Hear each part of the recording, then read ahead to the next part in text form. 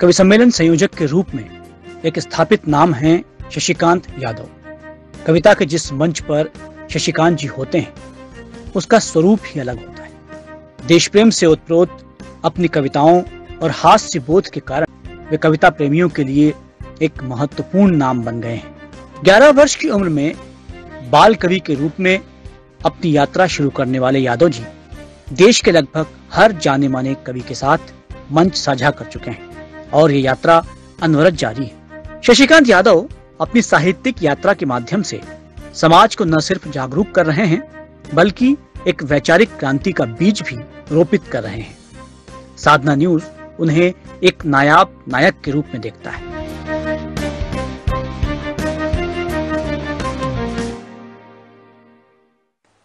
एक वक्त था जब ये पूछने पर कि आप क्या करते हैं, यदि कोई कहता था कि मैं कवि हूं तो प्रत्युत्तर में फिर एक सवाल आता था कि आप करते क्या हैं। कविता को काम नहीं माना जाता था। लेकिन वक्त बदल गया। लेकिन असल सवाल यह है कि वक्त बदला कैसे, इस बदलाव को कौन लेकर आया। मेरे साथ इस वक्त शशिकांत यादव जी हैं जो देश भर के मंचों पर लगातार कविताएं पढ़ते हैं, संचालन करते हैं। इस वक्त ये कहने में हमें फक्र महसूस होता है कि वो देश के सबसे व्यस्त संचालक के तौर पर इस वक्त जाने जाते हैं। शशिकांत यादव जी से जो शख्सियत हैं उन्होंने समय को बदला। उन्होंने मंची कविता को वो मुकाम दिया जो एक वक्त नहीं था।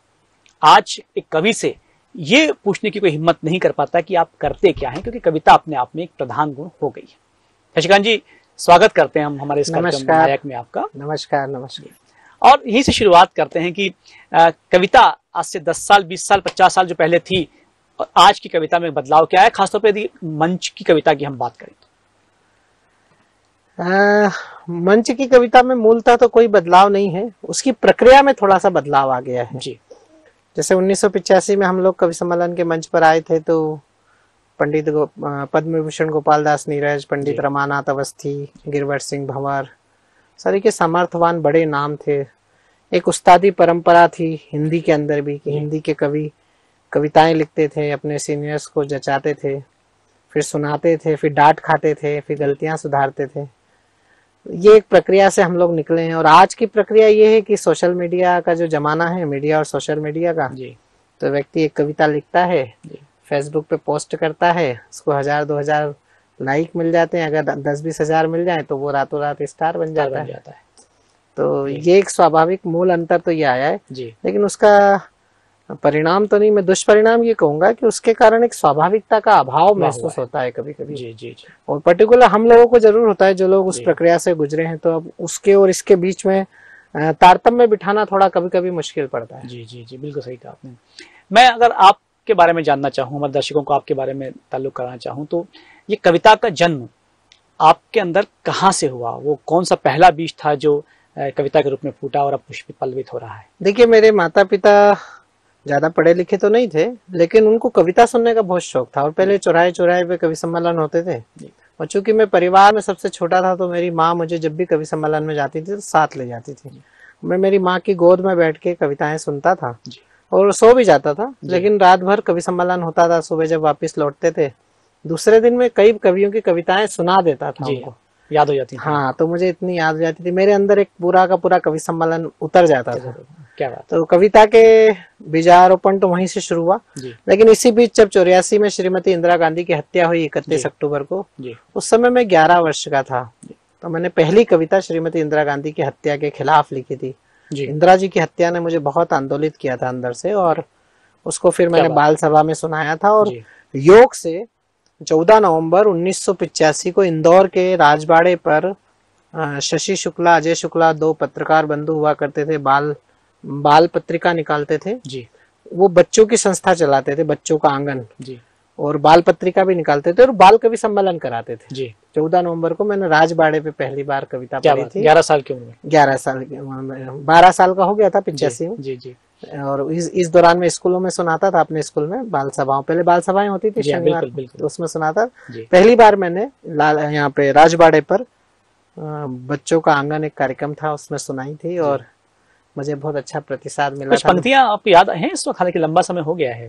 भाव क्या था उस कविता का? भाव इंदिरा जी की हत्या के खिलाफ मैंने लिखी थी। और गुरु परंपरा के प्रति बड़ी आस्था थी, तो उनको संबोधित करते। पंक्तियां तो मुझे याद जी, नहीं है, जी। लेकिन उस कविता में राजबाड़ा जलाने का भी जिक्र था, क्योंकि राजबाड़ा को जलाया गया था जी, कुछ जी। राजनीतिक लोगों के द्वारा, जी। उसका जिक्र था। तो एक नाम लेना तो उचित नहीं होगा, लेकिन उस समय एक तात्कालिक विधायक मंच पर अतिथि थे जी। और मेरी कविता से नाराज होकर उठ के चले गए जी। थे, उनको बड़ा बुरा लगा जी। था। मुझे लगता है पहली ही कविता उस पर नाराजी, इसका मतलब कल की तो शुरू से दैनिक भास्कर में हेडलाइन छपी थी कि बाल कवि की कविता से नाराज हुए विधायक। जी जी, तो वो ये यात्रा आपकी शुरू हुई, फिर इसके बाद में यात्रा कैसे आगे बढ़ी? यात्रा मेरी आगे बढ़ने का जो मूल श्रेय जाता है वो स्वर्गीय गिरवर सिंह भंवर जी को जाता है। बड़े कवि हुए हमारे मालवा के, हिंदी और मालवी के बड़े कवि थे और सिद्धहस्त संचालक थे, और उससे बड़े वो संयोजक थे। और श्रद्धेय बाल कवि बैरागी जी के भी वो गुरु रहे हैं। तो मुझे उनका सानिध्य बहुत बचपन में मिला, उन्हीं दौरान 86, 87, 88। तो वो मुझे कवि सम्मेलनों में ले जाने लगे। मैं बहुत छोटा था, मेरी पतली आवाज थी, तालियां बजती थी मेरी कविताओं पे, लोगों को बड़ा आश्चर्य होता था। लिखते तो वही टूटा फूटा थे, लेकिन उसका प्रभाव पड़ता था, बचपने का। हाँ, और बचपने का बड़ा फायदा मिलता था और लोगों को अच्छा लगता था। तो बस गिरवर सिंह जी भंवर ने मेरी यात्रा शुरू की। बाल कवि सम्मेलन में मुझे पहुंचाया श्री राजकुमार चंदन जी ने, जो कला गुरु है हमारे देवास के। और इस तरह से यात्रा शुरू हुई, और यात्रा चलते चलते 1996 में मुझे पहली बार निर्भय हाथरसी मिले मेरे शहर में। और निर्भय उस कवि सम्मेलन में मैं शुरुआती कवियों में मैन ऑफ द मैच था। तो मुझे निर्भय जी वहीं से 3-4 बड़े कवि सम्मेलनों में ले गए। उन्होंने मुझे अखिल भारती बनाया। क्या बात। और फिर मेरे ऊपर प्रदीप चौबे जी, नीरज जी, जगदीश सोलंकी जी, क्या बात, ऐसे प्रमाणिक कवियों की दृष्टि पड़ी, और जिन्होंने मुझे मान्यता दी कवि होने की भी और संचालक होने की भी। इस वक्त तो आप देश में सबसे व्यस्त संचालक के तौर पर काम कर रहे हैं। कैसा महसूस होता है उस बाल सभा से लेकर आज की इस यात्रा तक? देखिए, ये तो एक सतत साधना का क्षेत्र है और सतत यात्रा है। इसमें कहीं भी पूर्ण विराम नहीं है, ना संतुष्टि है, ना कभी ऐसा। मुझे व्यक्तिगत मैं अपना बता रहा हूँ, मुझे तो कभी ऐसा महसूस नहीं होता है कि हम कोई कुछ चीज हो गए हैं, क्योंकि मुझे बशीर बद्र का एक शेर याद है कि शोहरत की बुलंदी 2 पल का तमाशा है, जिस साख पे बैठे हो वो टूट भी सकती है। तो हम तो फर्श से उठकर आए हैं, नीचे जिन लोगों को बैठकर सुनते थे अग्रिम पंक्ति में माँ की गोद में, आज उनके साथ कविता पढ़ते हैं तो ऐसा लगता है कि माँ ने कुछ तो कृपा की है। और ये विनम्र भाव, ये विनम्र भाव और बड़े लोगों का आशीर्वाद बना रहे, आप सब लोगों का की दुआएं रहें, और जो थोड़ा बहुत काम कर रहे हैं उसकी मान्यता ठीक ठाक है और वो ऐसी बनी रहे, बस इसकी कामना कर।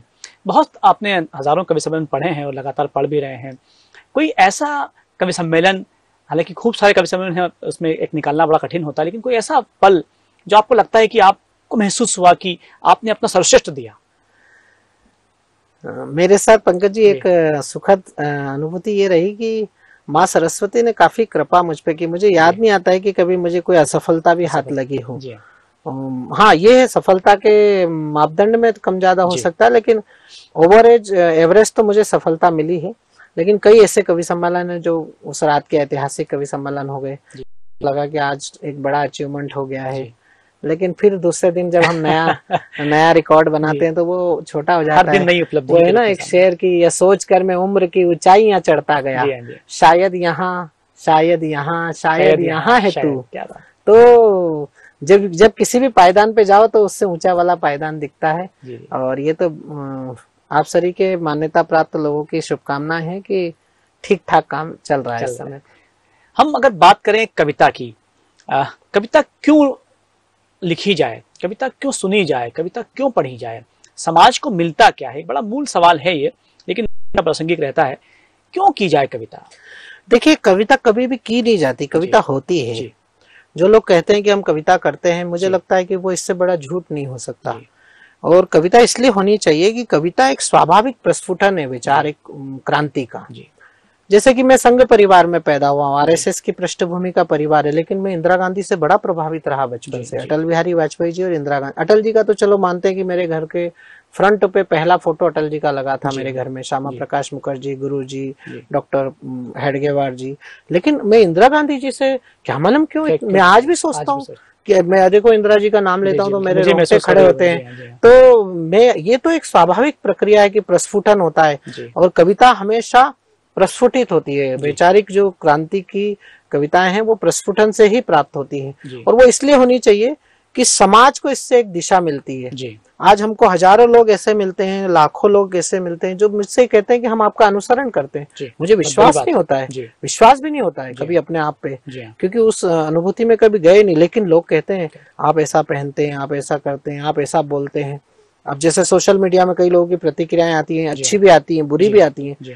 तो लगता है कि आप जब कुछ करते हैं तो जिम्मेदारी का भाव हाँ, हो जाता है। तो कवि तो मैं समझता हूँ कि बहुत समाज का एक जिम्मेदार व्यक्ति है, और कवि को अपनी जिम्मेदारी समझनी चाहिए।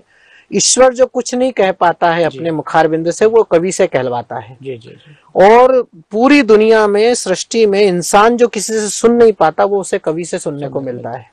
तो ईश्वर और इंसान के बीच की जो कड़ी है वो कवि है जी। वो सृजन करता है, तो उसको अपनी जिम्मेदारी समझनी चाहिए, और कवि को के पास कहन अगर आती है तो वो समाज तक पहुंचनी चाहिए।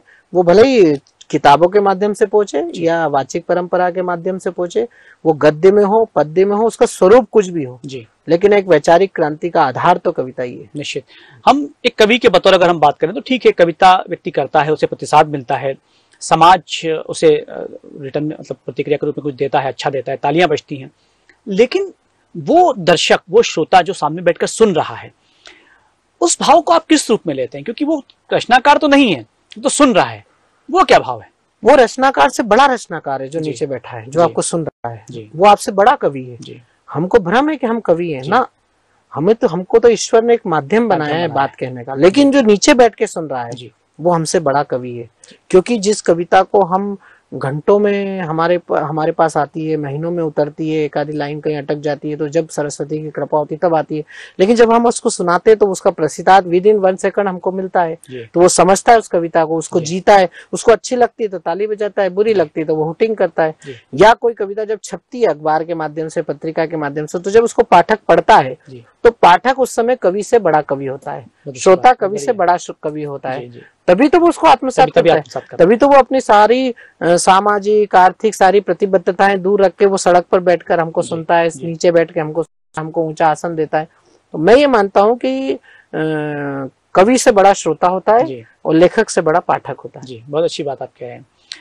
एक और महत्वपूर्ण बात ये कि आप जब बतौर कवि अपने आप को प्रस्तुत करते हैं तो ठीक है, कविता से चूंकि अब तो पैसा भी आना शुरू हो गया, एक वक्त था कि पैसा नहीं आता था, अब तो पैसा भी आ रहा मंचों पर, लेकिन क्या ये डर कभी महसूस हुआ है कि जो साहित्य है, साहित्य की जो मूल विधा है, जिसमें पुस्तकें आती हैं, जिसमें लेखन आता है, जिसमें नॉवेल आती है, कहानियां आती हैं, उस माध्यम ने कहीं मंची कविता को स्वीकार नहीं किया? क्या ऐसा लगता है आपको कि ये जो पीड़ा है आपके अंदर महसूस होती है? देखिए, ये अस्वीकारिता का जो भाव है वही आदमी किसी भी व्यक्ति को छोटा बनाता है। जी, आज आप हैं, आपको स्वीकार करना मेरी मजबूरी है, और अगर मैं आपको स्वीकार नहीं कर रहा हूं तो मैं अपने आप को धोखा दे रहा हूं। ये हमारे यहाँ मंची कवि और साहित्यिक लेखकों के बीच में एक बड़ी खाई रही है। हमारे जो साहित्यकार हैं, जो पठन पाठन से जुड़े हुए लोग हैं, जिनके लेख, जिनके उपन्यास, जिनकी कहानियां, जिनके गद्य, जिनका पद्य पत्रिकाओं में छपता है, अखबारों के माध्यम से जनता तक पहुंचता है, या जो मंच पर वाचिक परंपरा से जुड़े हुए लोग, इन दोनों के बीच में विरोधाभास ये है कि साहित्यकार मंच के कवि को कुछ नहीं समझता और मंच का कवि तो साहित्यकार को कुछ समझता ही नहीं है। जबकि मेरा ये भाव है कि इन दोनों के बीच में एक सामंजस्य सेतु का निर्माण होना चाहिए। मंच के कवि को ये ध्यान रखना चाहिए कि हम जो सुना रहे हैं, हम जो कर रहे हैं, ये कला है, ये हमें ईश्वर द्वारा प्रदत्त है, इसमें हमारा कुछ नहीं है। लेकिन हमसे अच्छा लिखने पढ़ने वाले लोग जो मेहनत कर रहे हैं, अच्छी मेहनत कर रहे हैं, जो स्थायित्व देंगे, हम लोकप्रियता दे सकते हैं कविता को, भाषा को, लेकिन स्थायित्व कौन देगा? स्थायित्व को हमारे साहित्यकार देंगे। और साहित्यकारों को भी ये चीज समझनी पड़ेगी कि निश्चित रूप से आप बड़ा काम कर रहे हैं, लेकिन जो हम जिस चीज को लोकप्रिय बना रहे हैं, हम हिंदी को लोकप्रिय बना रहे हैं, हम हिंदी कविता को लोकप्रिय बना रहे हैं, हम बतरस के माध्यम से अगर हजारों लोगों को पूरी रात बिठाने का कौशल रखते हैं, तो कुछ बात तो है मंच के कवियों में, तो उन्हें भी ये स्वीकार करना पड़ेगा और हमें भी ये स्वीकार करना। जिस दिन ये स्वीकार्यता दोनों तरफ से दो दो कदम आगे बढ़ेगी, उस समय ये आपका प्रश्न मेरे को लगता है कि अप्रासंगिक हो जाएगा, लेकिन तब तक तो प्रासंगिक है। लेकिन अब ऐसे कुछ मंच तैयार हो रहे हैं, अब ऐसे कुछ सोशल मीडिया के माध्यम से कुछ लिटरेचर फेस्टिवल्स जो होते हैं, कभी अखबारों के माध्यम से, जो आपके चैनलों के माध्यम से जो बड़े बड़े कार्यक्रम होते हैं, तो उसमें ये थोड़ी सी दूरियां अब कम हो रही है, लोगों में एक मंच आप साथ आ रहे हैं। जैसे आप भी कभी कभी हमारे साथ आ जाते हैं तो हमको अच्छा लगता है, आप आना नहीं चाहते, लेकिन हम आपसे कहते हैं इसीलिए कि ऐसे लोग आते रहना चाहिए। उनके आने से हमारे कवि सम्मेलनों की शुचिता भी बढ़ेगी और उसके स्तर में भी अभिवृद्धि होगी, क्योंकि जब तक उसको गोल नहीं मिलेगा तब तक वो मेहनत नहीं करेगा। बिल्कुल।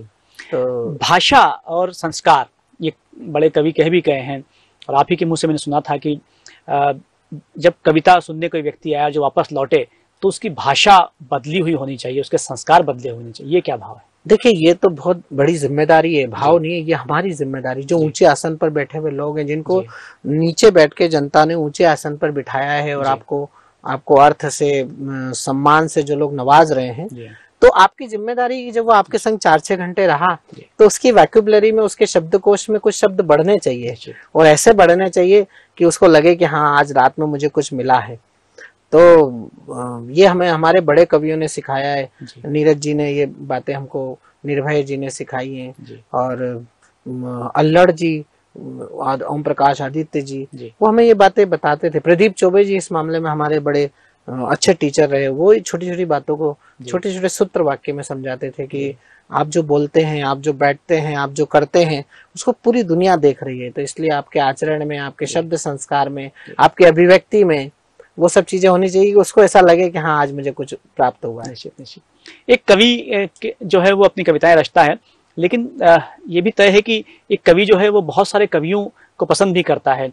आपके पसंदीदा कवि कौन रहे, और कुछ ऐसी कौन सी कविताएं हैं जो आपको कंठस्थ रही, उनकी आप उनको बार बार दोहराते रहे? देखिए, मैं जैसा मैंने बताया कि इंदिरा जी की हत्या के बाद मैं कविता लिखी, उसके बाद मैं कवि सम्मेलनों को सुनता था। मेरे जिन 2 कवियों को सुन के मैं कवि बना, जो मेरे पसंदीदा कवि थे, वो डॉक्टर हरिओम पवार और कोटा के श्री जगदीश सोलंकी जी, जिनकी कविताएं मैं गुनगुनाता था, उनकी नकल करता था घर आके।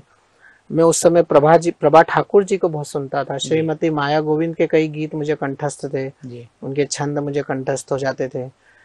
तो मुझे कवि सम्मेलन के प्रति एक बहुत आकर्षण था और कवियों के प्रति एक आकर्षण था। लेकिन जिन कवियों को सुन के, चूंकि मैं राष्ट्रवादी परिवार में पैदा हुआ था, तो राष्ट्रवाद की धारा के जो 2 मूल स्वर उन दिनों थे, जिनकी बड़ी तूती बोलती थी हिंदी कवि सम्मेलन में, मैं उनको सुनकर कवि बना था। और हरिओम पवार जी ने उस समय इंदिरा गांधी की हत्या के बाद, जब हमारे यहाँ सिखों का नरसंहार शुरू हुआ था पूरे देश में, तब हरिओम पवार सरी के बड़े कवि ने लिखा था कि हम कर्जा खाए बैठे हैं गुरु गोविंद की कुर्बानी का, हम क्या एहसान चुकाएंगे उनकी आंखों के पानी का, हम उनकी पूजा करते हैं आजादी के आधारों में, जिनके आगे जिनके 2-2 बेटे चुन गए दीवारों में, हम उनकी पूजा भी करने मन हो जाता है पारायण, हमको गुरु ग्रंथ साहब वैसे जैसे गीता और रामायण, लेकिन इसका ये अर्थ नहीं हम हिंदुस्तान बांट देंगे, 2 हाथ कटा बेटे पहले अब माँ का वक्ष काट देंगे, जो अपने आंगन में ही हम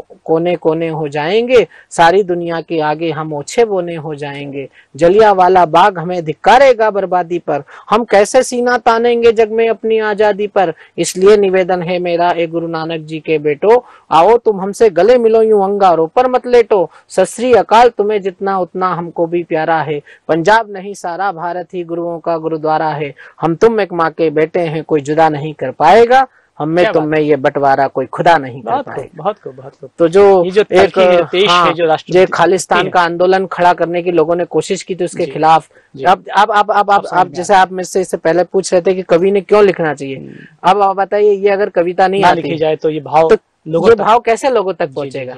और इन कवियों की कितनी महत्वपूर्ण भूमिका है कि इन लोगों ने गांव-गांव, ढानी-ढानी ऐसे जगह पे कवि सम्मेलन किए हैं जहाँ पे कहीं तो माइक ही नहीं होते थे। मैंने तो ऐसा भी एक कवि सम्मेलन किया जिसमें माइक नहीं था, वो स्पीकर का वो लटका हुआ था ऐसा सामने से ऐसा, हाँ, स्पीकर के अंदर का वो, और उस पे कविता पढ़ी थी। तो हमारे जो मंच के कवि उन्होंने बहुत मेहनत की है। राजनीति और कविता, क्या कहीं इसका कोई संबंध आप देखते हैं? किस रूप में, सकारात्मक निकलता है या नकारात्मक रूप से देखते हैं? दोनों है। जी। राजनीति और कविता का बहुत पुराना संबंध है। राष्ट्र कवि दिनकर जी, मैथिली शरण गुप्त जी और हमारे कई कवि जो राजनीति के बहुत करीब रहे, जिन्होंने राजनीति को दिशा दी। जी। फिर उसके बाद भी एक पीढ़ी पूरी आई जिसमें नीरज जी, आत्म प्रकाश शुक्ल जी, उदय प्रताप सिंह जी, फिर उनके बाद के लोगों ने भी राजनीति, हमारे इंदौर के कवि पंडित सत्यनारायण सत्तन जी, मध्य प्रदेश के सिरमौर कवि श्रद्धेय बाल कवि बैरागी जी, ये सब राजनीति के बहुत निकटस्थ रहते हुए साहित्य सर्जना में लगे रहे। उसके बाद भी एक पीढ़ी पूरी आई, उसमें डॉक्टर कुमार विश्वास राजनीति के करीब गए। मेरा भी बचपन से, चूंकि संघ परिवार से और राजनीति मैं मान के चलता हूँ, मेरे जीवन में राजनीति और गृहस्थी ये भगवान ने संयोग से दी है, वरना मेरे को चयन मिलता तो मैं शायद दोनों चीजों का चयन नहीं करता, सन्यासी होता और राजनीति तो करता ही नहीं। लेकिन प्रारब्ध में जो चीज रहती है वो करनी पड़ती। लेकिन मेरा जो व्यक्तिगत आकलन, में इसमें किसी पे कोई टिक्का टिप्पणी नहीं कर रहा हूँ, लेकिन अगर मुझसे मेरे मन से आप पूछेंगे तो कवियों को राजनीति कभी बर्दाश्त नहीं कर सकती है। चाहे दिनकर जी हो, चाहे शशिकांत यादव हो, कवियों का राजनीति में बहुत अच्छा हश्र नहीं हुआ है। बिल्कुल। और उन्हें उचित सम्मान भी वो जो जिसके वो हकदार थे वो नहीं मिला, या राजनीतिक हिस्सेदारी के जो हकदार थे हमारे जो प्रतिभाशाली कवि, वो उनको कभी मिल नहीं पाया। तो उसके बहुत सारे कारण हैं। लेकिन मेरे से अगर कोई पूछे या कोई नया कवि मुझसे पूछे कि मुझे राजनीति में जाना चाहिए कि नहीं, तो मैं उससे कहूंगा कि अगर तुम्हारी मजबूरी नहीं है तो तुमको बहुत दूर रहना चाहिए। जी। लेकिन कई बार ये भी हुआ है, कई कवि जो हैं, वाजपेयी जी की बात भी करें तो मूल रूप से कवि थे, लेकिन वो राजनीति में आए, उन्होंने देश को एक संदेश दिया, और आज भी अगर हम बात करते हैं वाजपेयी जी का तो एक बड़ा नाम के रूप में आता है। देखिए, तो आपको लगता है कि कविता जो है वो एक भाव देती है, अटल बिहारी वाजपेयी सर के लोग बिरले होते हैं, अब वो एक होते हैं। लता मंगेशकर एक होती है, अमिताभ बच्चन एक हैं, है ना, अटल बिहारी वाजपेयी एक हैं, श्रीमती इंदिरा गांधी एक हैं।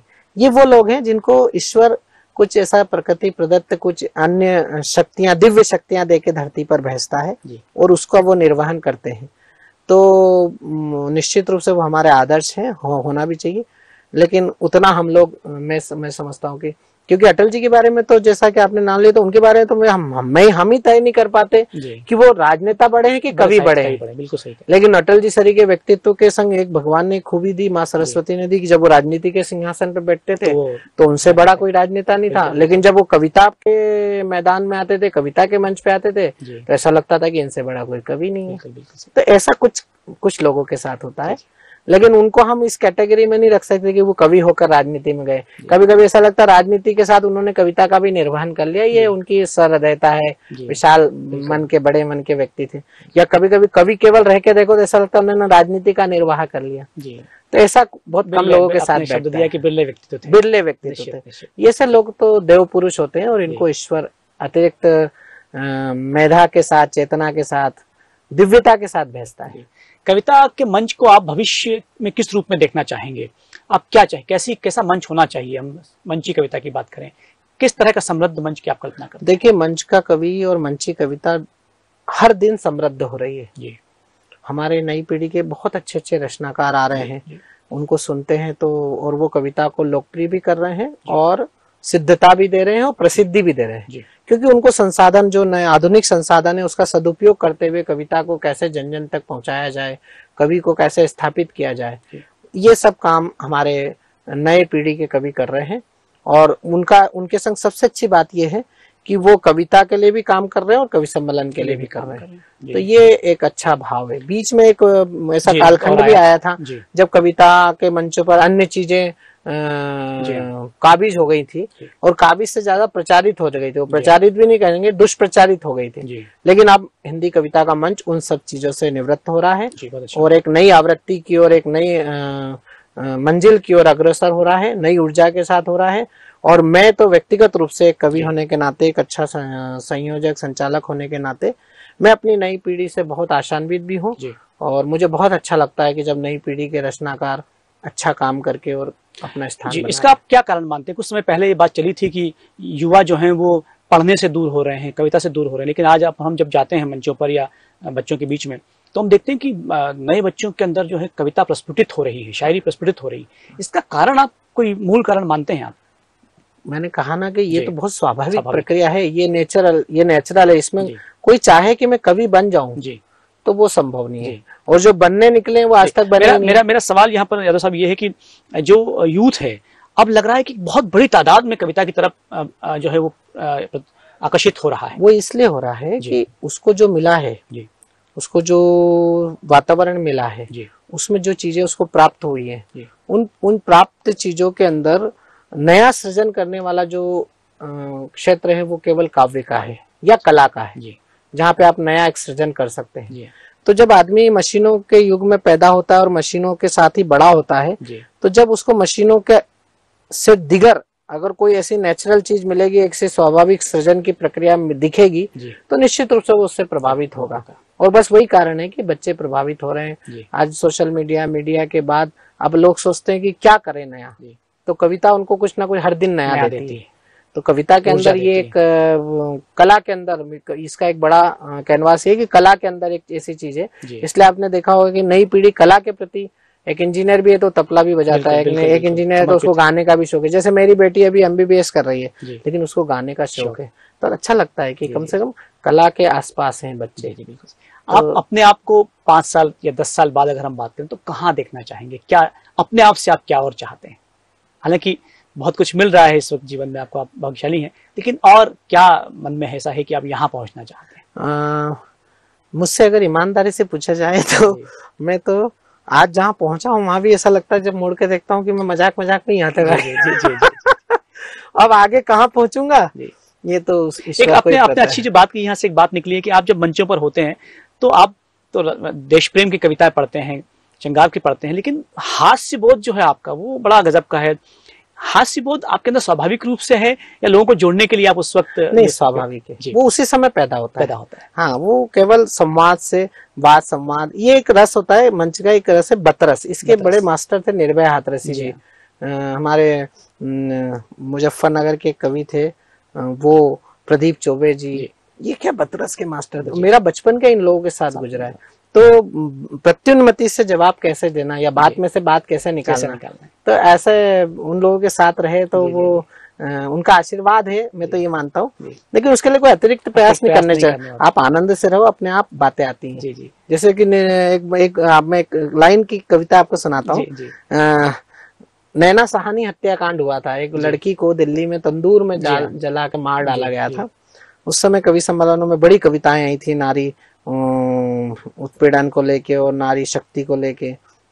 तो हमने भी 2-3 छंद लिख दिए, तो हमारे छंदों पे ताली बजती थी। मैं छोटा था तो खूब तालियां बजती थी। तो निर्भय हाथरसी जी ने एक बात कही कि इसमें इतनी बड़ी कविता लिखने की क्या जरूरत है, मैं एक पंक्ति में समस्या और समाधान दोनों बता देता हूँ। तो उन्होंने एक पंक्ति की कविता सुनाई। आप सोचिए कि हमारे जो सीनियर कवि थे, जो वरिष्ठ कवि थे, उनकी प्रत्युन्नति देखिए। उन्होंने उसी समय मंच पर एक पंक्ति की कविता सुनाई कि कोई नैना साहनी तंदूर में जलेगी नहीं, आप सिर्फ अपना ही तन दूर रखिए। क्या बात है, बहुत कुछ कह दिया उसने 2 कविता में। सागर में कितना बड़ा गागर में सागर भर दिया उन्होंने। ये बिल्कुल सही। प्रदीप चौबे जी हमारे, एक शेर आप सुनो, इतना बड़ा कैनवास है कि वो तो देवताओं, वो तो गर्दनों ने हड़प लिए, वरना फूल खिले थे तितलियों के लिए। क्या बात, क्या बात है। यही कविता की खूबसूरती भी है कि वो वहां पहुंचा देती है जो इसलिए कविता लोकप्रिय है, इसलिए कविता को लोग सुनना चाहते हैं। कि कवि के ऊपर जब परमपिता परमात्मा कृपा करता है तो कोई बात तो ऐसी निकल के आती है कि उसको ऐसा लगता है कि हाँ, वो श्रोता उसको ऐसा लगता है कि ये मेरे पास नहीं है जो मुझे यहाँ से मिला है। भाव की सबसे खूबसूरत जो प्रस्तुति है, जो अभिव्यक्ति है, वो कविता के रूप में सामने आती है। प्रश्न अधूरा रह गया था कि आप अपने आप को कहाँ देखना चाहते हैं? मैंने ऐसा कभी तय नहीं किया। मैंने यहाँ तक आने के लिए भी कभी कोई तय नहीं किया था कि मुझे यहाँ पहुँचना है। लेकिन हाँ, मैं एक बात जरूर तय कर रखी है जीवन में कि जो भी करना है वो बड़ी स्पष्टता के साथ करना है, साफगोई से करना है और ईमानदारी से करना है। मैं अपने जीवन की जब उपलब्धि तय करूंगा अंतिम समय में, तो मैं ये तय करना चाहूंगा कि मैंने अपने जीवन को, मैंने अपने काम को ईमानदारी के साथ किया। मैं मंच की शुचिता के लिए पहले दिन से सजग था, मैं सजग हूँ और मैं आजीवन पर्यंत सजग रहूंगा। क्योंकि मैं मान कर चलता हूँ कि आज मेरे पास जो कुछ भी है, धन, ऐश्वर्य, सिद्धि, प्रसिद्धि, प्रतिष्ठा, राजनीतिक जीवन, जो भी मेरे पास है, पहचान मेरी कविता है। तो उस कविता के आसन, जिस कविता ने मुझे सब कुछ दिया है, वो जिस आसन पर बैठती है वो आसन हमेशा साफ सुथरा होना चाहिए। जी जी। तो मैं इसके लिए आजीवन काम करना चाहता हूँ और मैं इसके लिए काम करता हूँ और मुझे अच्छे लोग मिल रहे हैं और मुझे मेरा आत्मविश्वास हर दिन बढ़ता है। मैं उन लोगों में से बिल्कुल नहीं हूँ निराशावादी कि मैं कभी भी शिकायत नहीं करता हूँ, मेरा हौसला बढ़ रहा है और मुझे अच्छे लोग मिल रहे हैं। जी जी, कहीं ना कहीं बहुत बड़ा आशीर्वाद है कि जिस यात्रा पर आप हैं उससे आप संतुष्ट हैं, यही मुझे लगता है कि अपने आप में बड़ी। और मैं तो इस बात से बहुत संतुष्ट हूँ पंकज जी कि ईश्वर ने मेरे पे बड़ी कृपा की कि मेरा जो शौक था वो मेरा प्रोफेशन बन गया। वरना व्यक्ति क्या होता है कि इंजीनियर होता है फिर कविता लिखता है, डॉक्टर होता है फिर कविता लिखता है, फिर उसको कविता सुनाने का शौक भी रहता है। लेकिन हमको ईश्वर ने ऐसा काम दिया कि जबकि मैं हिंदी का स्टूडेंट नहीं हूँ, मेरी हिंदी बहुत अच्छी नहीं है, मेरी हिंदी पे कोई ज्यादा बहुत पकड़ नहीं है, लेकिन कविता मेरे पास है। इसलिए मैं कहता हूँ कि कविता ना तो भाषा की मोहताज है, न कविता व्याकरण की मोहताज है, न कविता किसी प्रकार के अन्य आडंबरों की। कविता तो ईश्वर से तादाद में स्थापित करने का काम है। अब आप कितना कर पाते हैं ये हाँ, ये भक्ति है, ये साधना है। ये साधक की कैपेसिटी पर डिपेंड करता है कि वो कितना उससे जुड़ता है। जितना वो उससे जुड़ेगा उतना उसको प्राप्त होगा। जी, आप हमारे साथ में हैं और एक कविता के साथ में यदि इस कार्यक्रम का उपसंहार ना हो तो शायद बेहतर नहीं रहेगा। हम चाहते हैं कि एक बहुत खूबसूरत कविता हम दर्शकों तक पहुंचे। देखिए, आपका चैनल बहुत अच्छा आध्यात्मिक भी है, उसकी एक सांस्कृतिक पहचान भी है, साहित्यिक भी है, नाम ही बहुत अच्छा है और साधना जो हम लोगों से जुड़ा हुआ है। और मेरी बड़ी बहन का नाम भी साधना है। मेरे माता पिता ने सब पांचों भाई बहनों के नाम बहुत अच्छे रखे, सबसे बड़ी बहन का नाम साधना ही है। तो साधना चैनल पे मैं अपनी एक साधना की कविता सुना देता हूँ, जो इन दिनों की मेरी नई कविता भी है, उसका मैं एक मुखड़ा और एक अंतरा सुना देता हूँ। कि जियो और जीने दो की संस्कृति का देश महान, जीव दया का हमने दुनिया को सौंपा संज्ञान, जीना भी सम्मान जहां पर मरना भी सम्मान, ये है हिंदुस्तान हमारा प्यारा हिंदुस्तान, ये है हिंदुस्तान हमारा प्यारा हिंदुस्तान। आंसू से आंसू, खुशियों से खुशियां यहाँ उगी हैं, धड़कन धड़कन दया क्षमा सद्भावों बीच पगी हैं। क्या पूनम क्या हुई अमावस, हमने सबको पूजा, जीव दया से बढ़कर कोई धर्म नहीं है दूजा। देव धरा के कण कण में जा बसते हैं भगवान, इसीलिए हर जीव जंतु का हम रखते हैं ध्यान। ये है हिंदुस्तान हमारा प्यारा हिंदुस्तान, प्यारा हिंदुस्तान है जग में न्यारा हिंदुस्तान। वीरों की परिपाटी के नित किस्से नए बुने हैं, गुरु गोविंद के लाल यहाँ दीवारों बीच चुने हैं। घास की रोटी खाकर भी राणा ने वचन निभाया, स्वाभिमानी संस्कारों का शिवा ने अलग जगाया। शीश बिना धड़ लड़े सैनिकों का है गौरव गान, शीश बिना धड़ लड़े सैनिकों का है गौरव गान। जन्म से ज्यादा जिस धरती पर मृत्यु हुई महान, ये है हिंदुस्तान हमारा प्यारा हिंदुस्तान, प्यारा हिंदुस्तान है जग में न्यारा हिंदुस्तान। क्या बात। तो आप हैं शशिकांत यादव जी, देश के सबसे जो हैं सबसे ज्यादा कवि सम्मेलन पढ़ने वाले, संचालन करने वाले। लेकिन इनको सुनते हुए आपको महसूस हुआ होगा कि कवि किस तरह से अपने आप को व्यक्त करता है, कवि का भाव क्या होता है, कवि का अंदाज क्या होता है। आप जो अपनी यात्रा करते हुए संतुष्ट हों, इससे बड़ी और कोई बात जीवन में हो नहीं सकती। और बहुत बड़ी बात है, आशीर्वाद है कि शशिकांत यादव जी जो हैं उस रास्ते पर हैं, उस भाव पर हैं। आप नायक में आए और हम समाज दर्शकों से बातचीत की, बहुत सारा धन्यवाद। आप देखते रहिए साधना न्यूज मध्य प्रदेश। धन्यवाद।